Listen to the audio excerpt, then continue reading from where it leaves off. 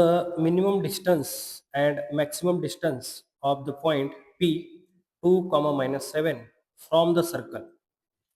सर्कलचं equation दिलेलं आहे x square plus y square minus 14x minus 10y minus 151 is equal to 0.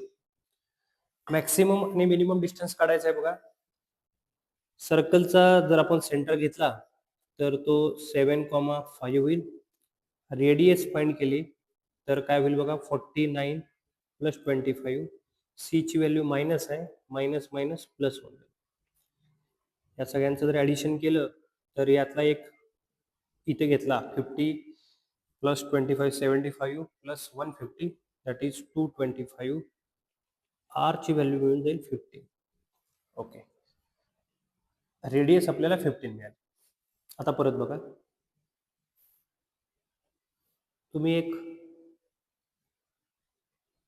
Circle draw केला आणि या सर्कलचं maximum आणि मिनिमम एखाद्या पॉईंट पासूनचं डिस्टन्स काढायचा असेल तर तो जो पॉईंट आहे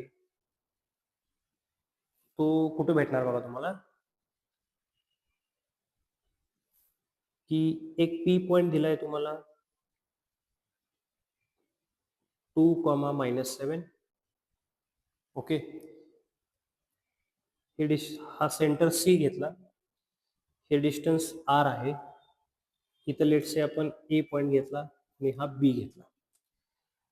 मग पी पॉईंट पासून तुम्हाला ए पर्यंत जे आहे ते मिनिमम डिस्टन्स मिळेल सर्कलवरचं, आणि पी पॉईंट पासून बी पर्यंत जे आहे ते मॅक्सिमम डिस्टन्स मिळून जाईल. म्हणजे आपण कसं लिहिणार बघा, minimum distance is equal to P A is equal to, कसे शोधता येईल बघा, सर्कलचा सेंटर जो दिलाय तो 7,5 आहे, तर आपण सी पी मायनस आर केलं तर पी ए डिस्टन्स मिळेल. मॅक्सिमम डिस्टन्स फाइंड करायचं असेल तर ते पी बी होईल.